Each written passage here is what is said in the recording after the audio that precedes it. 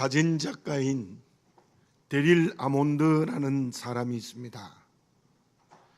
그분은 사진을 찍는 장소가 특이했습니다. 대부분의 사진작가들은 햇빛 아래에서 사진을 찍습니다. 그런데 아몬드는 환한 보름달이 뜰 때에 사진을 찍는 겁니다. 그런데 그 사진이 걸작품이 된다고 합니다. 그는 이렇게 말합니다. 햇빛이 내리쬐는 낮에는 그림자가 생겨 찰나의 순간을 포착할 수 있지만 환한 달빛 아래서는 풍경의 변화가 섬세하게 일어난다.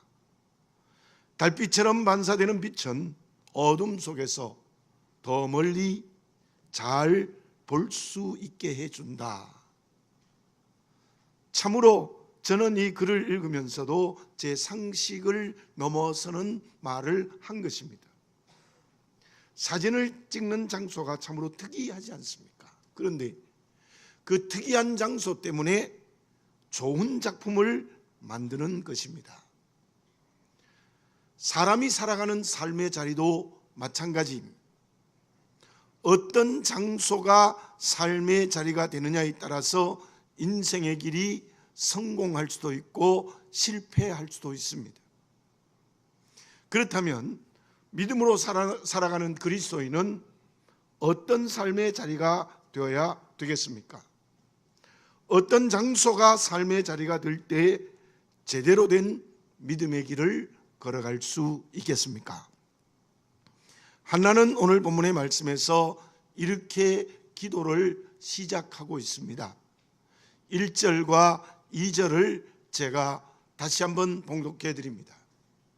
한나가 기도하여 이르되 내 마음이 여호와로 말미암아 즐거워하며 내 뿔이 여호와로 말미암아 높아졌으며 내 입이 내 원수들을 향하여 크게 열렸으니 이는 내가 주의 구원으로 말미암아 기뻐함이니이다. 무슨 말씀입니까? 지금 한나의 기도의 내용을 보면은 내 마음이 여호와로 인하여 즐거워하며 기뻐하고 있습니다. 내 뿔이 여호와로 말미암아 높아졌습니다. 그리고 내 입이 크게 열렸습니다. 2절에도 보면은 여호와와 같이 거룩하신 이가 없으시니 이는 주밖에 다른 이가 없고 우리 하나님 같은 반석도 없으심이니이다.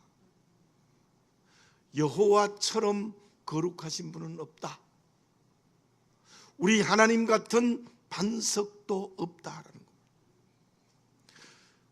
한나의 기도의 고백에서 무엇을 볼 수 있습니까? 하나님의 이름만 드러나고 있어요. 자기의 이름이 전혀 드러나지 않습니다. 그렇다면 그 한나의 마음은 어떤 마음이었을까요? 한나의 마음의 장소는 하나님의 나라였습니다. 한나의 삶의 자리 역시 하나님만이 주인 되신 하나님의 나라입니다. 우리의 삶의 자리가 어떻게 될 때 온전한 믿음의 그릇이 되겠습니까? 그것은 하나님의 나라입니다. 오직 하나님만이 주인이 되셔야 됩니다. 다시 말씀드리면 한나처럼 주님의 종이 되어야 합니다. 내 마음이 하나님이 주인이고 나는 그의 종이 되어야 되는 거예요. 내 삶의 자리가 하나님만 주인이 되고 나는 그의 종이 될 때에 제대로 된 믿음의 길을 걸어간다, 그렇게 말할 수 있습니다. 그러기 위해서 어떻게 해야 되겠습니까? 한나처럼 내 이름이 드러나야 됩니다. 내 이름이 드러나면 안 됩니다. 좀 더 강하게 말씀드리면 내가 죽어야 합니다. 바울은 갈라디아서 2장 20절 상반절에서 이렇게 고백하고 있습니다. 내가 그리스도와 함께 십자가에 못 박혀나니 그런즉 이제는 내가 사는 것이 아니요 오직 내 안에 그리스도께서 사신 것이라. 내가 그리스도와 함께 십자가에 못 박혔다는 거예요. 그런즉 이제는 내가 사는 것이 아니라 내 안에 예수만 사신다는 거예요. 고린도전서 15장 31절은 다시 이렇게 고백합니다. 형제들아, 내가 그리스도 예수 우리 주 안에서 가진 바 너희에 대한 나의 자랑을 두고 단언하노니 나는 날마다 죽노라. 여러분들 저를 한번 따라서 해봅시다. 나는 날마다 죽노라. 아멘입니다. 그 바울의 고백이 무엇입니까? 오직 주님만 주인 되는 거예요. 내 마음도 삶의 자리도 오직 주님만 주인이 되어 내가 십자가에 못 박혀 죽고 내가 날마다 죽는 겁니다. 하나님의 나라는 나의 나라가 아닙니다. 그러므로 우리의 삶의 자리가 하나님의 나라가 되기 위해서는 날마다 자기가 죽어야 되는 거예요. 그렇다면 하나님의 나라는 어떤 열매가 맺혀야 될까요? 로마서 14장 17절에 이러한 말씀이 있습니다. 하나님의 나라는 먹고 마시는 것이 아니요 오직 성령 안에 있는 의와 평강과 희락이라. 하나님의 나라는 나의 열매가 맺히는 게 아닙니다. 성령의 열매가 맺혀야 됩니다. 근데 많은 그리스도인들이 교회 안에서 교회 밖에서 살아가면서 전부 내 자랑해, 내 열매 맺고자 하는 것, 내가 최고야. 하나님 나라 아닙니다. 성령의 열매가 맺혀야 됩니다. 그리스도인의 성공이 무엇입니까? 먹고 마시는 것이 아닙니다. 성령의 열매를 풍성히 맺어야 됩니다. 그러기 위하여 어떻게 되어야 되겠습니까? 이기적인 자기는 언제나 십자가에 못 박혀야 합니다. 그래서 우리의 삶의 자리가 주님만이 주인이 되시는 하나님의 나라가 되어져야 될 줄로 믿습니다. 여러분, 내 마음이 오직 하나님의 나라가 되어 있습니까? 내 삶의 자리가 오직 하나님의 나라가 되어 있습니까? 그렇다면 그 사람은 제대로 된 믿음의 길을 걸어가는 그리스도인이에요. 그러면 내가 죽고 성령의 열매가 맺히는 하나님의 나라를 다르게 말하면 어떤 삶의 자리입니까? 3절을 봉독해 드리겠습니다. 심히 교만한 말을 다시 하지 말 것이며 오만한 말을 너희 입에서 내지 말지어다. 여호와는 지식의 하나님이시라 행동을 달아보시느니라. 교만하고 오만하지 말라는 거예요. 모든 것을 아시는 하나님께서 우리 각 사람의 행동을 달아보신대요. 무슨 뜻입니까? 하나님은 누가 교만한 사람인지 누가 겸손한 사람인지를 그의 행동에서 아신다는 거예요. 여기에서 달아보신다는 것은 고대 사회의 저울을 말합니다. 저울로 우리의 행동을 달아보신다는 거예요. 잠언서 24장 12절에 이러한 말씀이 있습니다. 내가 말하기를 나는 그것을 알지 못하였노라 할지라도 마음을 저울질 하시는 이가 어찌 통찰하지 못하겠으며 내 영혼을 지키시는 이가 어찌 알지 못하시겠느냐. 그가 각 사람의 행위대로 보응하시리라. 우리의 행동을 저울로 달아보신다는 거예요. 다 아십니다. 행동으로 저울로 달아보신다는 거예요. 달아보시고 어떻게 한다는 거예요? 8절을 봉독해 드리겠습니다. 가난한 자를 진토에서 일으키시며 빈궁한 자를 거름더미에서 올리사 귀족들과 함께 앉게 하시고 영광의 자리를 차지하게 하시는도다. 땅의 기둥들은 여호와의 것이라 여호와께서 세계를 그것들 위에 세우셨도다. 저울로 달아보시고요. 가난한 자를 진토에서 일으키세요. 빈궁한 자를 거름더미에서 올리사 귀족들과 함께 있게 하십니다. 그리고 그 자리를 영광의 자리가 되게 해주시겠다는 약속입니다. 그 말씀에서 진토라는 말은 먼지라는 뜻입니다. 먼지 더미에 있는 비참한 자리에서 영광의 자리에 앉게 하겠다는 하나님의 약속입니다. 그 한나의 고백은 자신의 신앙 고백입니다. 엘가나에게는 두 아내가 있습니다. 한나와 브닌나입니다. 브닌나는 자녀를 쑥쑥 잘 낳는데 한나는 자식을 낳지 못해요. 그런데 그로 인하여 브닌나가 한나를 심하게 괴롭힙니다. 그 고대 사회에 자식을 못 낳으면요 정말 비참해지는 거예요. 먼지와 같이 되는 거예요. 남편인 엘가나가 옆에서 위로했지만 한나는 매일 눈물로 보내며 억지도 못했습니다.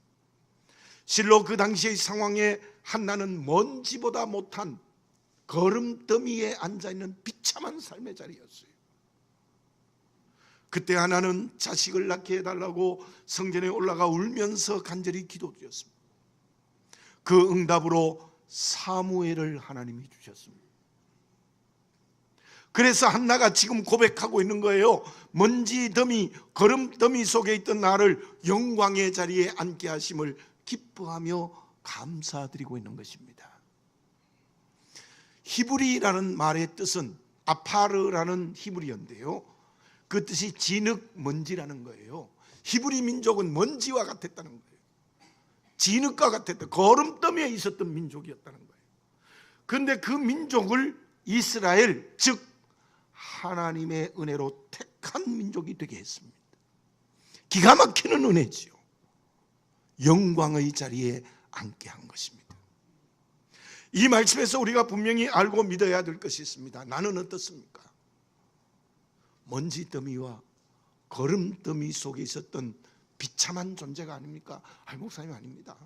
나는 매일 샤워를 하기 때문에 온몸이 깨끗하고 돈도 많고요, 높은 자리에 있고. 착각입니다. 하나님이 우리의 행동을 달아보시면요 모두 죄로 죽어야 합니다. 사단의 노예입니다. 그래도 선하다고요? 착각하지 마십시오. 저와 여러분들은 모두가 죄로 죽었던 사람입니다. 먼지 더미 속에 뒹구는 존재였어요. 그러한 나를 주님의 십자가의 은혜로 자녀 삼아 주셨습니다. 히브리를 이스라엘이 되게 하신 은혜입니다. 사랑하는 교우 여러분들, 주님의 십자가의 은혜로 하나님의 자녀 되었다는 것을 믿으시기 바라겠습니다. 거름덩이와 같은 먼지 더미와 같은 곳에서 영광의 자리로 앉게 되었다는 믿음을 가지시기를 바라겠습니다. 기가 막히지 않습니까? 이거요. 하나님의 자녀, 이 대통령 아들하고도 비교할 수 없죠. 비교한 제가 어리석습니다. 참으로 놀라우신 주님의 은혜입니다. 천하보다 귀하게 하시고 만물 위에 뛰어난 하나님의 자녀인 영광의 자리를 앉게 되었다는 것을 확신하시기를 바라겠습니다. 감사하시기 바라겠습니다. 그 정체성이 분명해지시기 바라겠습니다. 그런데 여기에서 우리가 분명히 알아야 될 것이 있어요.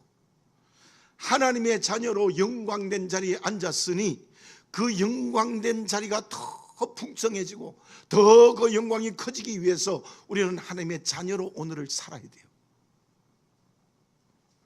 우리가 자녀로 살아가는 것을 이제 하나님이 또 저울에 달아보시는 거예요. 하나님의 자녀답게 사는지 그렇지 않은지를 하나님이 저울에 달아보시는 것입니다. 영광의 자리에 앉은 우리는 오늘을 어떻게 살아야 되겠습니까? 허연 씨가 쓴 많이 밟힐수록 좋은 땅이라는 글이 있습니다. 많이 밟힐수록 좋은 길이 된다. 어머니의 손에 굳은 살이 뜨거운 냄비를 거뜬히 든다. 정원의 모가는 굳을수록 진한 향기를 낸다. 거친 파도에서 능숙한 사공을 만든다. 부드러운 땅은 좋은 길을 만들 수 없고 모가의 껍질이 굳지 않으면 진한 향기를 낼 수 없고 잔잔한 바다가 능숙한 사공을 만들 수 없고 나의 부드러운 손은 뜨거운 그릇을 들 수가 없다. 저는 그 글을 읽으면서 느낀 적이 있어요. 인생의 길에서는 고난이 있어야 제대로 된 인간이 된다는 거예요. 영광의 자리에 있는 저와 여러분들이 하나님이 저울에 달아보시고 인정받기 위하여 어떻게 해야 됩니까? 내 손에 굳은 살이 박혀야 돼요. 거친 파도를 가르는 전문가의 사공이 되어야 돼요. 무슨 말입니까? 정말 저와 여러분들이 하나님의 자녀라는 천하보다 귀하고 만물보다 뛰어난 영광의 자리를 더 풍성하고 크게 하기 위해서는 고난의 길을 걸어가야 된다는 거예요. 주님의 고난의 자리에 함께 해야 된다는 거예요. 주님의 손에 굳은 살이 겹겹이 박혔다고 저는 생각합니다. 온몸이 고난의 상처로 굳어졌습니다. 나 때문에 고난의 길을 말없이 걸어갔습니다. 온갖 상처와 배신과 억울함과 돌던짐을 당하셨습니다. 드디어 그는 십자가에서 살을 찢기시고 모든 피를 흘리셨습니다. 그 고난에 소녀처럼 감상적으로 감사하다고 말하면 너무 부족합니다. 그 고난의 길에 나도 함께 해야 합니다.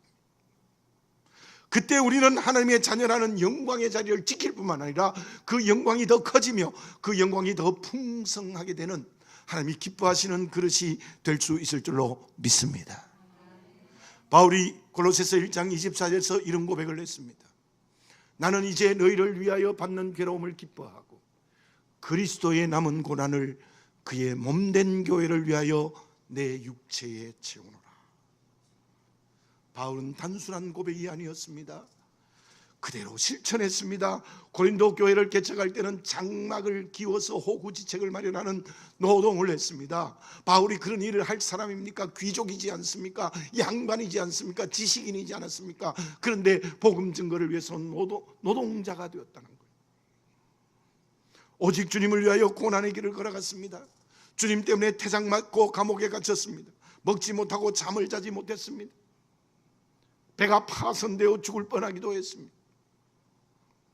바울은 그 영광의 자리를 위해서 스스로 주님의 고난에 동참했습니다.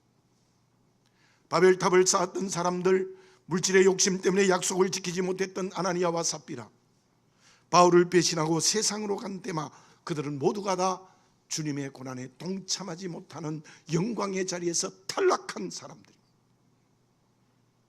왜 그렇습니까? 모두가 다 자기의 이익에 급급했습니다. 여러분, 정직하게 저와 여러분들 고백해보면, 저도 스스로에게 질문해봅니다. 나는 예수님 믿는다고 하면서도 바벨탑 쌓고 있지 않습니까? 내 이름을 내려고 온갖 방법을 다 동원하고 있지 않습니까? 아나니아와 삽비라처럼 물질의 노예가 되어 있지 않습니까? 데마처럼 배신을 밥 먹듯 하고 있는 내 길이지 않습니까? 이 사순절에 회개합시다. 회개합시다. 말틴 루터가 종교개혁을 할 때는 초대교회로 돌아가자. 천년의 기독교 역사가 참으로 어두웠습니다. 그때 말틴 루터가 주장한 모토가 두 가지입니다. 영광의 신학과 십자가의 신학입니다. 말틴 루터가 다시 개신교를 시작하게 된 모토가 영광의 신학과 십자가의 신학이에요. 그는 이렇게 말합니다. 영광의 신학과 십자가의 신학은 반대의 개념 같지만 둘이 아니라 하나입니다. 정말 영광의 신학이 이루어지지 않으면 십자가의 신학이 함께 해야 된다는 말을 분명하게 합니다. 하나님의 절대적인 은혜로 자녀라는 영광의 자리에 있게 되어졌습니다. 그 영광의 자리가 더 큰 영광의 자리가 되기 위하여 주의 고난에 동참해야 됩니다. 그때 하나님께서 우리를 저울에 달아보실 때 만족하시고 기뻐하게 될 줄 믿습니다. 그러면 우리의 삶의 자리가 하나님 나라가 되는 것은 영광의 자녀의 자리에서 고난의 길을 걸어가는 것이라면 그 길은 무엇으로 시작하는 것입니까? 그 길을 위한 경건의 출발은 무엇입니까? 단지 15분이라는 연극이 있습니다. 저는 연극을 본 것이 아니라 책에서 그 내용을 읽어봤습니다. 뛰어난 실력으로 박사과정을 마친 한 청년이 시한부 인생을 살게 됩니다. 의사의 말이 당신의 인생은 15분 남았습니다. 망연자실하고 낙심하다가 5분이 지나갔어요. 그때 억만장자인 삼촌이 그 모든 재산을 유산으로 주겠다는 연락이 왔어요. 그것이 내게 무엇이 필요하냐고 다시 절망하고 있다가 5분이 또 지나갔습니다. 그때 박사 논문이 최우수상을 받게 되었다고 통보를 받았습니다. 그것이 나에게 무슨 소용이 있느냐고 가슴을 쳤어요. 그때 다시 사랑하는 애인에게서 연락이 왔습니다. 애타게 기다리던 결혼 승낙이었습니다. 다시 한숨을 쉬면서 절망하는데 15분이 지나버렸습니다. 그 연극은 인생의 전체를 15분으로 상징한 것입니다. 그 연극이 사람에게 주고자 하는 메시지는 대부분의 사람들은 절망과 낙심으로 시간을 보내다가 인생을 마친다는 교훈입니다. 그런데 그 글을 쓴 사람이 이렇게 말해요. 실제로 인생은 15분이 중요하다는 거예요. 영국의 한 초등학교에서 학생들에게 매일 15분씩 운동을 시켰더니 비만이 줄어들었습니다.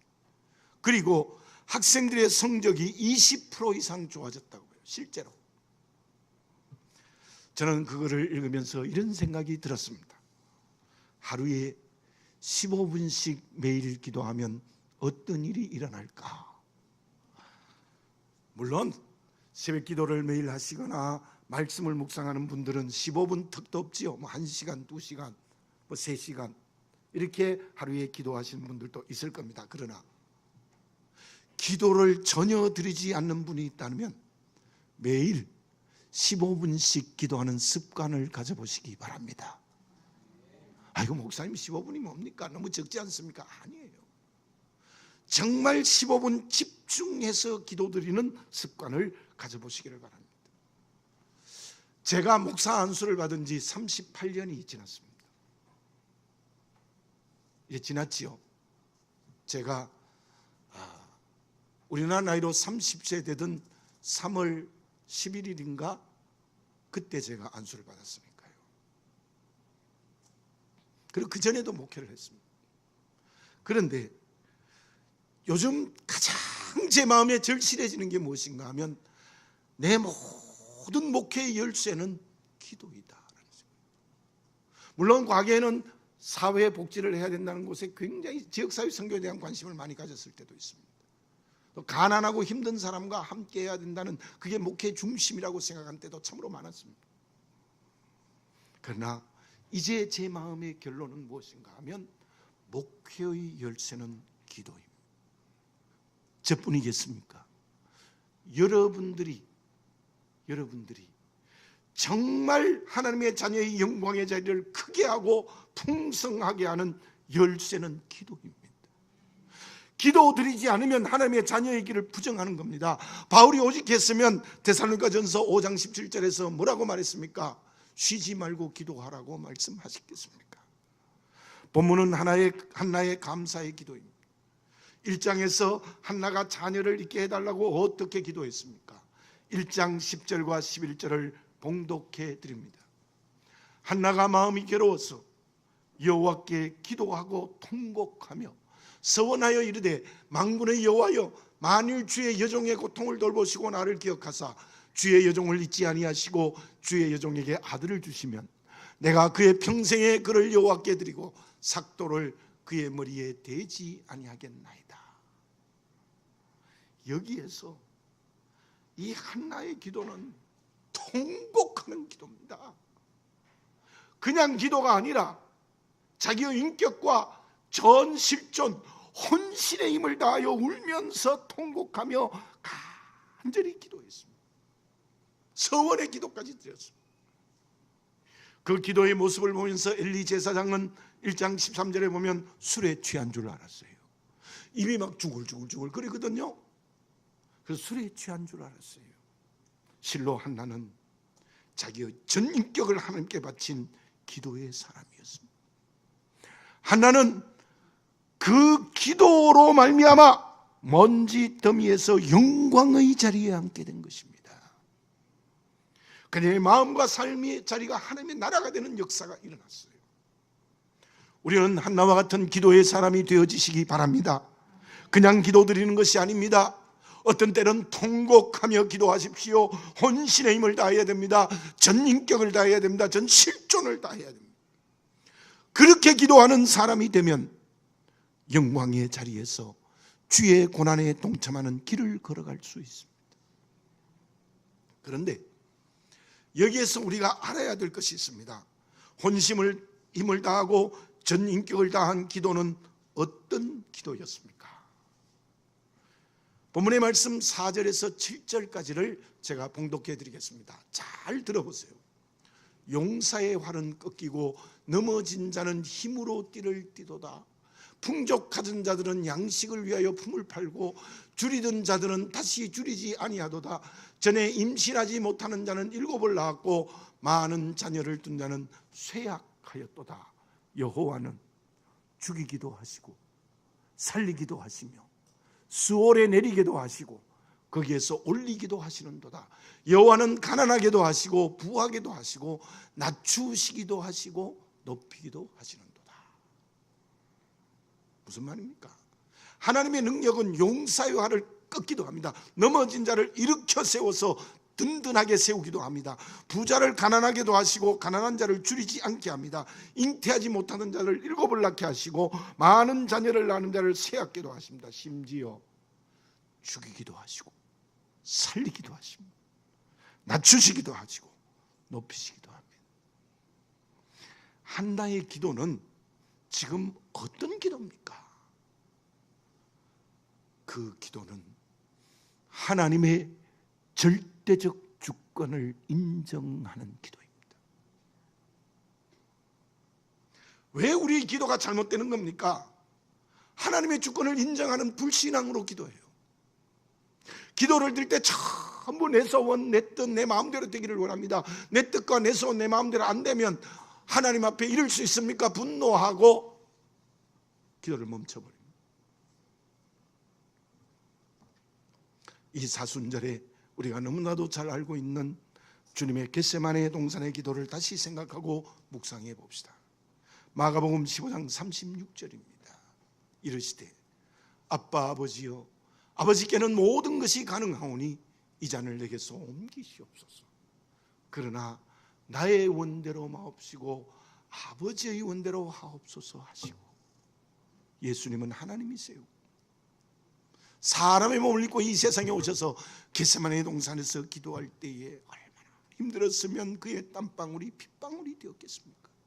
아빠 아버지요, 하나님 전능하시지 않습니까? 모든 것이 가능하오니 제발 이 십자가를 내게서 옮겨주십시오. 그게 자기의 뜻이었습니다. 그러나 나의 원대로 마옵시고 아버지의 원대로 하옵소서. 우리 주님은 우리를 구원하시기 위하여 자기의 방법을 모두 버리고 하나님의 절대적 주권 앞에 기도드리고 하나님이 응답하실 때 십자가를 지셨습니다. 거꾸로 기도드리고 있지 않습니까? 나의 주권으로 기도드리고 있지 않습니까? 하나님의 주권을 인정하는 기도의 변화를 새롭게 하시기를 바라겠습니다. 그때 영광의 자리인 자녀의 길을 제대로 갈 수 있습니다. 주님의 고난에 동참할 수 있습니다. 그 사람이 나의 나라가 아니라 하나님의 나라를 이루는 살아있는 그리스도인이 될 수 있습니다. 우리 모두 이 사순절에 영광스러운 하나님의 자녀가 되어졌다는 감사의 기쁨이 넘쳐나시기 바라겠습니다. 정말 그 영광이 커지고 풍성해지기 위해서 하나님의 주권을 인정하는 깊은 대화를 하여 주님의 고난에 동참하는 길을 걸어가시기 바라겠습니다. 그 사람이 진정 하나님 나라의 길을 걸어가는 그리스도인입니다. 그러면 그렇게 영광의 자리인 하나님의 자녀로 하나님 나라를 이루면 하나님께서 어떤 축복을 주십니까? 본문의 말씀 9절과 10절을 봉독해 드립니다. 그가 그의 거룩한 자들의 발을 지키실 것이요 악인들은 흑임 중에서 잠잠하게 하시리니 힘으로는 이길 사람이 없음이로다. 여호와를 대적하는 자는 산산이 깨어질 것이라. 하늘에서 우레로 그들을 치시리로다. 여호와께서 땅끝까지 심판을 내리시고 자기 왕에게 힘을 주시며 자기의 기름 부음을 받은 자의 뿔을 높이시려다 하니라. 아멘. 발을 지키신다. 전능의 손으로 우리를 지켜주신다는 거예요. 어떤 환경과 관계에서도 전능의 손으로 보호해 주신다는 약속입니다. 그리고 어떤 대적도 나를 이길 수 없는 승리의 길을 걸어가게 해주겠다. 너희 원수를 내가 대신 갚아주겠다. 뿔을 높인다는 것은 너희 지위를 높게 해주겠다는 약속이십니다. 그렇습니다. 영광의 자리를 제대로 지키면 그 축복이 말씀대로 그대로 이루어집니다. 어디에 있든지 하나님이 지키시고 보호해 주실 줄 믿습니다. 승리할 줄 믿습니다. 높여주실 줄 믿습니다. 그로 말미암아 사명의 길을 가게 해주실 줄 믿습니다. 나는 지금 하나님의 자녀인 영광의 자리에 앉아 있습니까? 그 영광의 자리가 커지고 풍성해지고 있습니까? 그 영광의 자리는 주의 고난에 동참하는 길을 걸어갈 때 이루어지며 커지며 풍성해집니다. 기도드리겠습니다. 거룩하신 아버지 하나님, 다시 한번 이 사순절 금식 기도하며 지나는 이때에 나를 정직하게 보게 하옵소서. 아버지, 아직도 기도를 내 마음대로 내 멋대로 하고 있지 않습니까? 오직 하나님의 절대적 주권을 인정하지 못한 잘못된 기도이지 않습니까? 내 뜻대로 응답되지 않아도 하나님의 뜻이면 순종하는, 하나님의 절대적 주권을 인정하는 기도의 사람이 되게 해 주시옵소서. 그 사람은 주와 함께 고난당하는 내 영광의 자리를 더 크고 풍성하게 해 주실 줄 믿습니다. 그 사람이 나를 십자가에 못 박는 하나님의 나라의 길을 걸어가는 마음과 삶이 될 수 있을 줄로 믿습니다. 참으로 감사합니다. 하나님의 자녀라는 영광의 자리, 온 천하보다도 귀한 자리, 만물보다 뛰어난 이 영광의 자리를 우리에게 주셨는데, 그 영광의 자리를 잘 지키는 오늘의 삶을 살아가는 지혜로운 그리스도인이 되게 하여 주시옵소서. 예수님의 이름으로 기도드립니다.